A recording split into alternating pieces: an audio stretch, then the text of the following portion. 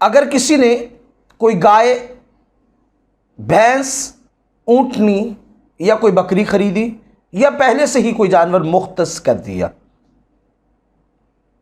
تو ایسا جانور حاملہ تھا، تو اس کی 3 صورتیں ہیں۔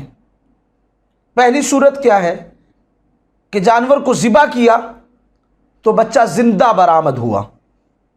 جب زندہ برآمد ہوا تو اس کے لیے حکم یہ ہے کہ اس بچے کو بھی ذبح کر دیا جائے۔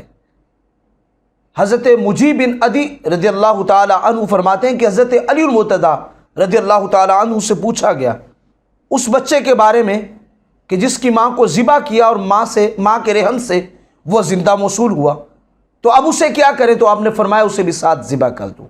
دوسری صورت کیا ہے؟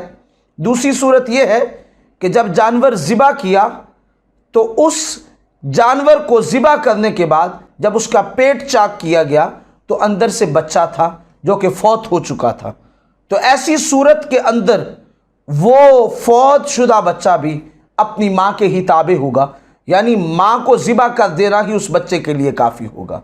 تیسری صورت کیا ہے کہ جانور کو ذبح کرنے سے قبل ہی اس ماں کے رحم میں بچہ فوت ہو جائے، مر جائے، تو ایسی صورت کے اندر وہ والا بچہ مردار شمار ہوگا، اس کا گوشت کھانا حلال نہیں ہوگا، جبکہ جو جانور ہوگا جس کے رحم میں بچہ ہے وہ جانور حلال ہوگا جب ذبح کر دیا گیا، اور اس کا گوشت بھی حلال ہے، اس کی قربانی بھی جائز ہوگی۔